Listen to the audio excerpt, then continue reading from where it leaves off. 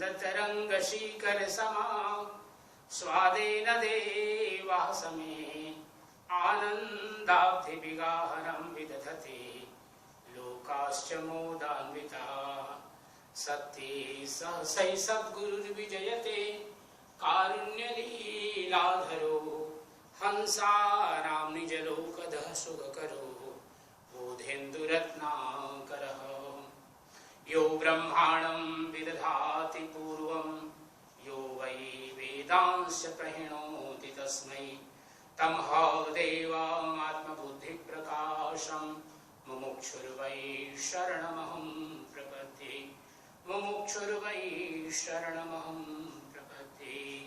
श्री सद्गुरुवे नमः। सोहम हंसा सद्गुरु शरणम। हमारे सभी आदरणीय महंत साहेबों, संतों एवं सभी भक्त हंसजनों को सादर मॉरिशस से महंत सर्वेश्वर दास शास्त्री की ओर से सादर साहेब बंदगी, साहेब बंदगी, साहेब बंदगी। आज का विषय बहुत ही सुंदर। हम सब लोग आध्यात्मिक जीवन में जब आते हैं तो सर्वप्रथम यही होता है कि हम किसी न किसी प्रकार के बंधन से बंधे हुए हैं। बंधन, बॉन्डेज इन इंग्लिश। हम सब जानते हैं बंधन के बहुत प्रकार होते हैं। सामाजिक बंधन है, परिवार का बंधन है, प्रेम का बंधन है, भक्ति का बंधन है, माया का बंधन है। और इसी प्रकार से देश का जो हमारी देशभक्ति है, मित्रों के साथ, परिवार के साथ अनेक अनेक प्रकार के बंधन हैं ये मनुष्य के। इसी प्रकार पशुओं के भी बंधन दिखाई देते हैं कि किस प्रकार से वो बंधे हुए हैं कहीं न कहीं किसी न किसी प्रकार से इस संसार में। तो आज का विषय दोनों पक्ष को उजागर करता है, दोनों पक्ष को प्रकाशित करता है कि किस प्रकार से हम जब बंधन में रहते हैं तो हमारा एक सुरक्षा की भावना हमारे अंदर बनी रहती है। जैसे एक सामाजिक बंधन को हम सामान्यतः से लेते हैं। सामाजिक बंधन में अनेक प्रकार के संस्कार हैं, अनेक प्रकार की सभ्यताएं हैं, अनेक प्रकार के हमारे रीति रिवाज हैं। ये सब हमें बांधते हैं क्योंकि हम एक मनुष्य हैं और मनुष्य को कहा गया सामाजिक प्राणी। तो समाज में चूंकि हम रहते हैं तो समाज के जो बंधन हैं वो हमें मानने पड़ते हैं। अगर आप एक परिवार में जीते हैं, अगर आप पिता हैं, पुत्र हैं, पत्नी हैं, कन्या हैं, बेटी हैं, बहू हैं, तो हम सभी के लिए उत्तरदायित्व है। हम सब के लिए कुछ न कुछ बंधन बांधे गए हैं, नियम बांधे गए हैं, जिसके अनुसार से समाज की संरचना संचालित होती है। अगर ये ना हो, जैसे हम महंत हैं, संत हैं, हम सब के लिए भी एक नियम है, हम सब लोगों के लिए कर्तव्य है, ड्यूटी है, और उसका हमें पालन अवश्य ही करना पड़ता है और करना चाहिए। इसको हम बंधन कह सकते हैं, लेकिन ये बंधन इतने प्यारे हैं जिनको हमने स्वयं स्वीकार किया है। सद्गुरु कबीर साहब ने बीजक ग्रंथ में बहुत सुंदर बात कही, यद्यपि वो आध्यात्मिक है। बहुबंधन ते बांधिया, बहुबंधन ते बांधिया, एक बिचारा जीव की छूटे बल आपनो, कीर छुटावे पीव। श्री सद्गुरुवे नमः। अर्थात यह जो जीव है, जीव में हम मनुष्य और अन्य प्राणी भी आते हैं, सभी के एक बंधन है। क्योंकि परमात्मा ने इसको जब बनाया, जीव को जब बनाया, तो जड़ और जंगम, जड़ का अर्थ होता है जैसे वृक्ष आदि में भी जीव है, जंगम जैसे हम सब लोग जितने भी जीव प्राणी जो चल फिर सकते हैं वे सब भी जीव हैं। तो जितने भी प्रकार के जीव हैं सबके लिए एक नियम, जीवन की धारा, जीवन के लिए कुछ नियम बांधे गए, इसके अनुसार से हमें जीवन जीना है। और इसको हम प्रकृति कह सकते हैं या परमात्मा के नियम कह सकते हैं। जब हम प्रकृति के विरुद्ध चलते हैं तो हमारे जीवन में अनेक अनेक प्रकार की समस्याएं आती हैं। सामाजिक बंधन हम तोड़ते हैं तो हमें उपद्रवी या हमें उसको क्रिमिनल कहा जाता है जब हम सामाजिक बंधन को तोड़ते हैं।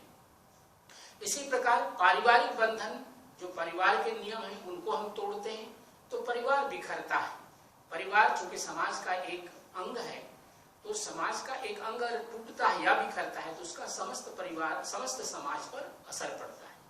सद्गुरु कबीर साहब जब इस बात को कह रहे हैं, बहु बांधिया एक बेचारा जीव, की छूटे वाले आपनों की छुड़ावे पीव। बीजक सदगुरु कबीर साहब के बहुत से ग्रंथ हैं, उनमें से बीजक बहुत ही महत्वपूर्ण स्थान रखता है ये ग्रंथ, क्योंकि कबीर साहब की जो मूल वाणियां हैं इनमें संग्रहित हैं। और इसमें ये बात सदगुरु कबीर साहब ने कही कि व्यक्ति स्वयं आत्मज्ञान प्राप्त करे अपनी साधना से, तब वह अपने को इस आवागमन के चक्र से, आवागमन भी एक प्रकार का बंधन है, जन्म मृत्यु का बंधन है, तो इससे मुक्त हो सकता है यदि वह आत्मज्ञान प्राप्त करता है। या की छूटे भले आपनों की छुड़ावे पीव। पीव का अर्थ यहाँ पर गुरु से है। सदगुरु की जब हमें प्राप्ति होती है तो हमें बतलाते हैं कि किस प्रकार इन बंधनों से हम मुक्त होते हैं, क्योंकि बंधन एक है सामाजिक जीवन के लिए, जब हम जीते हैं तो वह एक प्रकार का बंधन है, और एक बंधन जो हमें दिखाई नहीं देता है लेकिन हम उनके द्वारा बंध जाते हैं।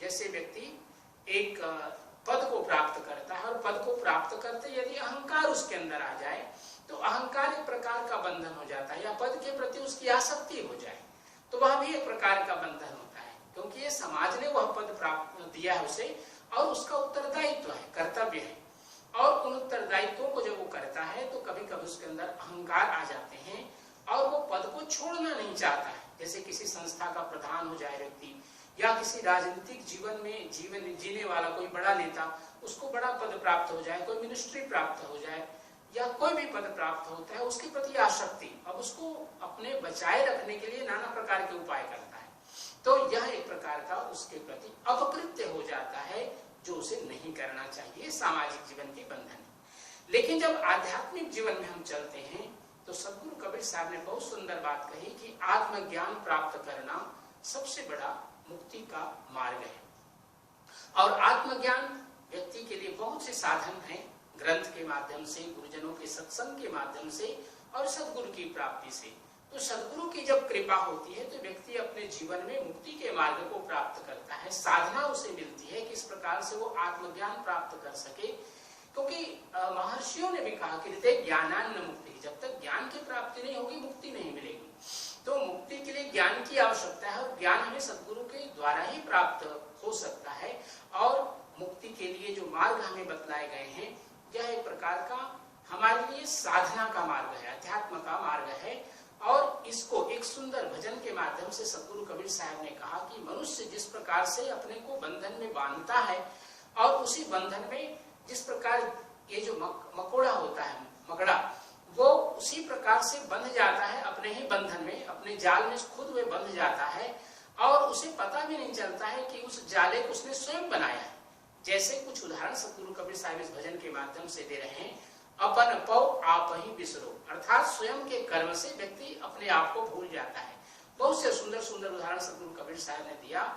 जैसे स्वनहा कांच मंदिर मां भरमत भूखी मरो, अर्थात एक श्वान, कुत्ता, डॉग, जिसके चारों तरफ शीशे लगे हुए हैं, और उसको लगता है कि यहाँ पर हजारों हजारों कुत्ते हैं, श्वान हैं, और उनको देख करके भूखता है, और भूखते भूखते अपने जीवन को समाप्त कर लेता है।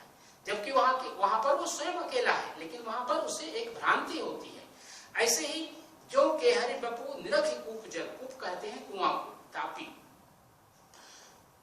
कुएं के जल को देख करके केहरि अर्थात सिंह देखता है कि उसके अंदर एक और शेर है, और वो अपनी आवाज करता है और उसमें कूद पड़ता है उससे लड़ने के लिए, और वो उसमें डूब करके मर जाता है। इसी प्रकार एक और सुंदर उदाहरण सदगुरु कबीर साहब देते हैं। वैसे ही गज फटिक शिला पर दसन ही आने अड़ो, अर्थात दसन, दसन का अर्थ होता है उसको जो दांत है लंबे बाहर निकले हुए, उनको क्या करता है, स्फटिक शिला, स्फटिक में भी वो एक प्रकार का मिरर ही है, एक प्रकार का दर्पण है, जिसमें वो देखता है कि सामने एक और हाथी है, और उससे लड़ने के लिए वो तत्पर हो जाता है। अपने बड़े बड़े दांतों को उसके साथ जोड़ता है, स्फटिक के साथ वो जोड़ता है, और उसे झगड़ा करता है, लड़ता है। जैसे कि सामने एक और हाथी है, और लड़ लड़ करके वो मर जाता है, अपने को घायल कर लेता है।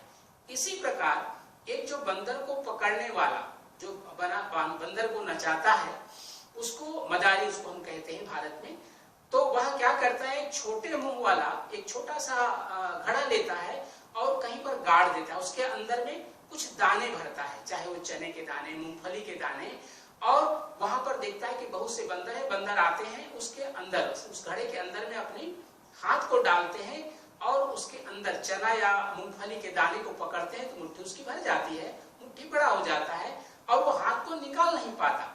जबकि वो चाहता तो जब भी उसको छोड़ करके बाहर आ जाता, लेकिन इसी बीच में वो मदारी आता है, उस बंदर को पकड़ लेता है, क्योंकि वो हाथ को निकाल रहा है लेकिन निकल नहीं पा रहा है, क्योंकि वो उसके अंदर लोभ आ गया उस मूंगफली या चने के दाने के लिए और उसको छोड़ना नहीं चाहता है। सतगुरु कबीर साहब एक और उदाहरण देते हैं, ललनी के सुगना, सुगना पेरोड़ तोता जिसे हम कहते हैं, ललनी एक प्रकार का पाइप है, एक उसको पकड़ने वाला जो पक्षियों को पकड़ता है, उसको बधिक हम कह सकते हैं। एक पाइप को लगाता है एक डंडी के अंदर में और जब उसमें तोता बैठता है तो उलट जाता है और डर के मारे कि हम कहीं गिर न जाएं, जबकि उड़ने की शक्ति उसके अंदर में है और वह उसको पकड़ करके उसमें लटक जाता है और वो बधिक आकर उसको पकड़ लेता है, शिकारी आकर उस तोते को पकड़ लेता है और उसको बेचता है बाद में पिंजरे में बंद करके। तो ये उदाहरण सतगुरु कबीर साहब ने दिया इसलिए कि हमारा भी जीवन इसी प्रकार से, जिन चीजों को हम पकड़ रखे हैं वास्तव में हम पकड़े हैं, जबकि उन चीजों ने, वस्तुओं ने, पदों ने या जो अनेक प्रकार के हम अंदर में माइक जो आसक्ति हमारे अंदर आ जाती है, माया को लेकर के, धन को लेकर के, परिवार को लेकर के, लगता है कि इनके बिना हम जी नहीं सकते, जबकि शुद्धोषि बुद्धोषि निरंजनोषि संसार माया परिवर्जितोषि, अर्थात ये संसार के जितने भी जीव हैं अपने आप में मुक्त दशा में, लेकिन माया के बंधन के कारण से अपने आप को समझते हैं कि हम इसके बिना जी नहीं सकते और यही उनके बंधन का कारण बनता है। क्योंकि सतगुरु कबीर साहब कहते हैं, जहां काम तहां राम नहीं, जहां राम नहीं काम, जहां काम तहां राम नहीं, जहां राम नहीं काम, दोनों कबहू ना मिले रवि रजनी ठाम। जब आत्मज्ञान का सूर्य प्रकाशित होता है तो अंधकार, ये माया का जो अंधकार है अपने आप समाप्त हो जाता है। लेकिन माया के अंधकार को दूर करने के लिए सत्संग और सद्गुरु की कृपा बहुत आवश्यक है। आप सब लोगों को सादर साहे बंदगी, साहे बंदगी, साहे बंदगी। बहुत बहुत धन्यवाद आचार्य जी, आपने हमारी समक्ष बहुत सुंदर ढंग से इस विषय को रखा है। मैं भी ये शब्द जो है 76 वाला शब्द बीजक का आज उसका वक्तव्य करने वाला था, आपने कर दिया तो मैं इसका अभी अंग्रेजी में उसका अनुवाद करूंगा। So I'll try just to explain in English what Acharya has exposed to us in regards to this theme today.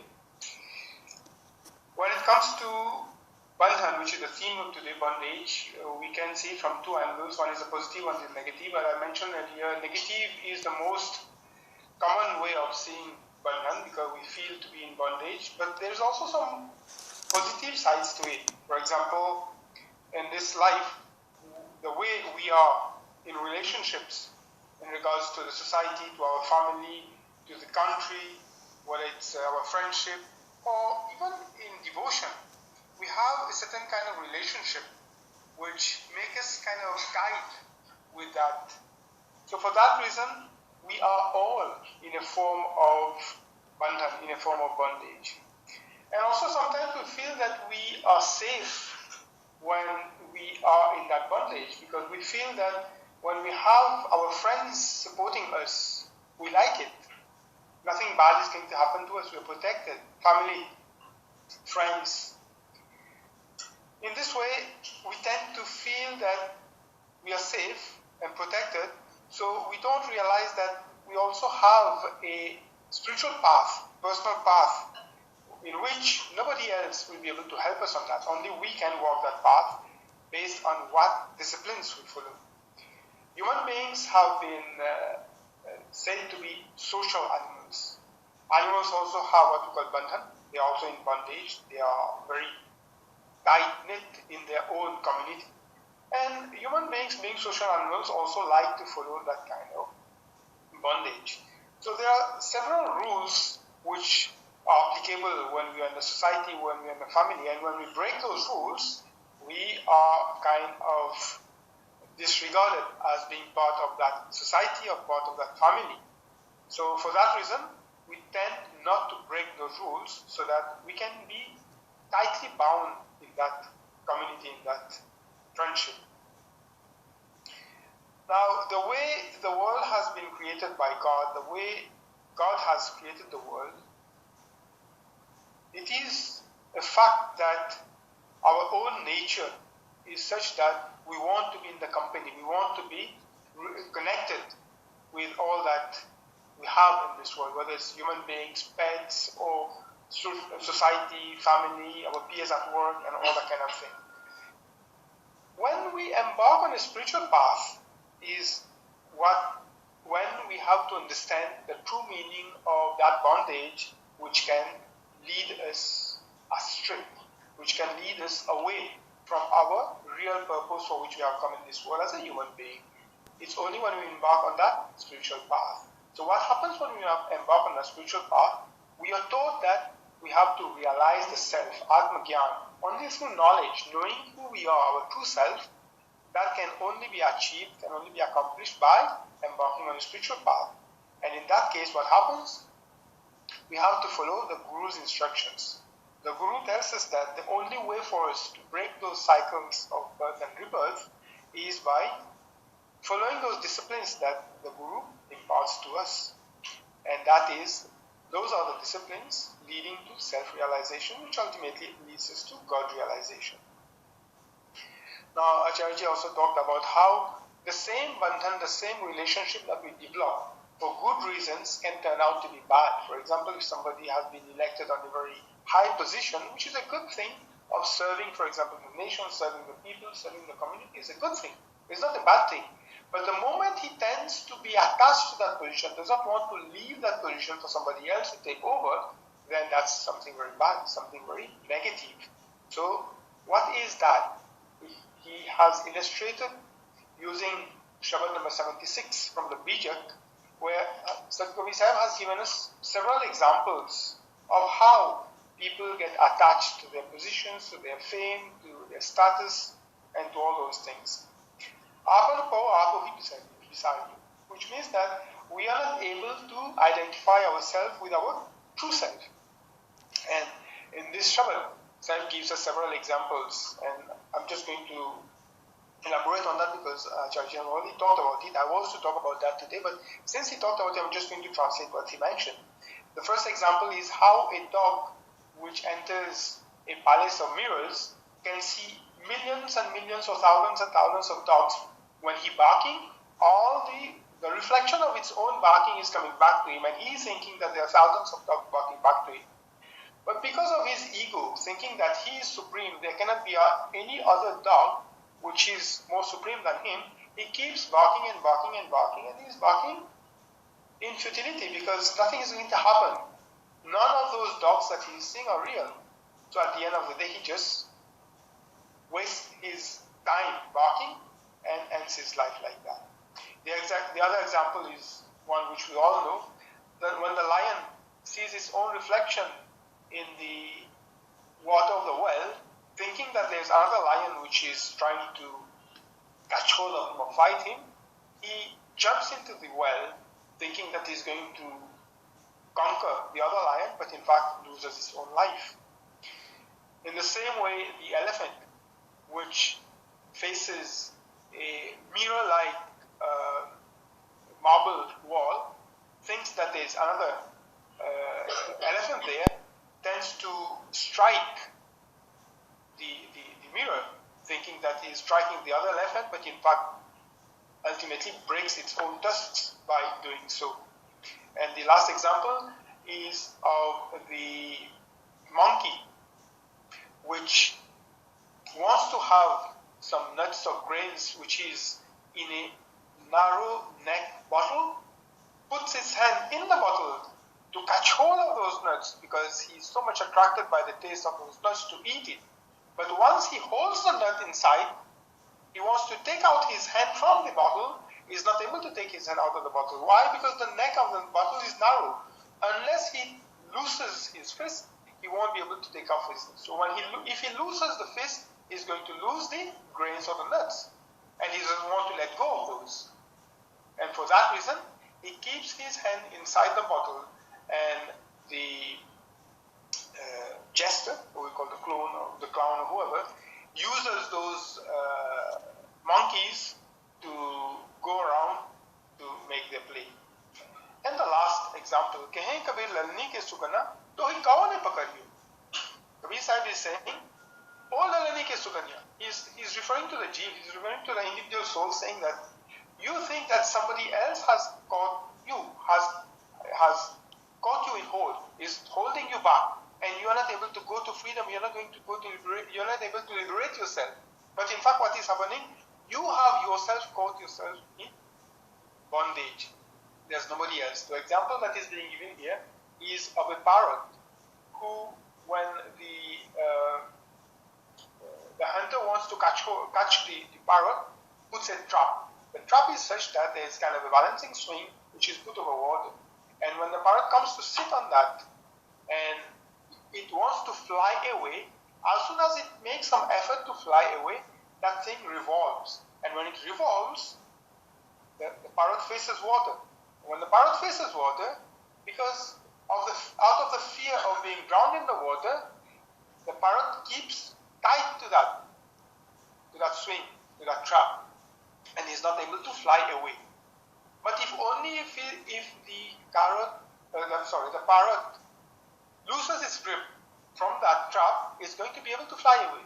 But it is thinking that when the thing is revolving, it's going to get drowned in the water. It does not loosen its grip. And for that reason, it gets trapped there and the hunter is able to catch hold of it. So all this is just trying to tell us that the bondage in which we are in a bondage to the unreal world. But we are thinking the world is real and we are trying to not let go of that. And because of that, we are not able to fly to freedom. Because of that, we are stuck in the same world. Not only in this lifetime. Because of that, we are caught in the cycle of rebirth again. Because we think that this is where I belong to. And even after leaving our physical body or mortal frame, we come back in some other form of life. We come back again and again. And this is the kind of bondage that we are caught in all the time. So this was what Acharyaji has tried to expose to us in regards to this theme. Thank you very much for that, and I will give my own contribution a bit later. For now, I think we have to go to some urgence.